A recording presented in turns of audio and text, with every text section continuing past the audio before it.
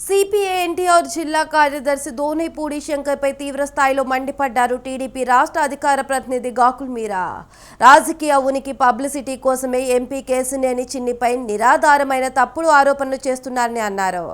దోనేపూడి శంకర్ చేసిన ఆరోపణలు ఆదేశమంటూ ఖండించారు. బ్లాక్మెయిల్ రాజకీయాలు మానుకోవాలని సూచించారు.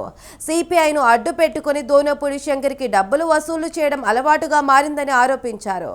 చందాలు ఇవ్వకపోతే నిరాధారమైన ఆరోపణలు చేయడం అలవాటుగా మారిందని ఆగ్రహం వ్యక్తం చేశారు.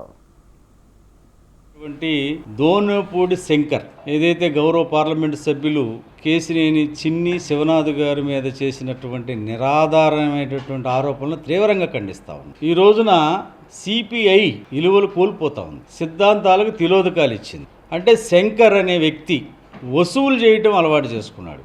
అంటే ఆయన పార్టీ కార్యక్రమాలు ఉన్నాయని చెప్పి ఆ పేరుతోటి మా ఎమ్మెల్యేలను మా ఎంపీ గారిని సందాలు ఇవ్వాలని అడిగే పరిస్థితి, ఇవ్వకపోతే నిరాధారణమైనటువంటి ఆరోపణలు.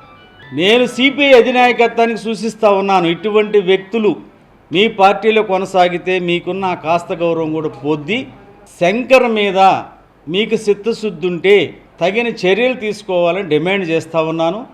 ఏదైతే శంకర్ చేసినటువంటి ఆరోపణల మీద, తప్పుడు ఆరోపణల మీద ఎంపీ గారు న్యాయపరమైనటువంటి ఆయన హక్కుల్ని భంగం కలిగించినటువంటి విధంగా తన మీద చర్యలు తీసుకుంటానికి ఆయన సిద్ధపడ్డాడు. సిపిఐ బాధ్యుడైన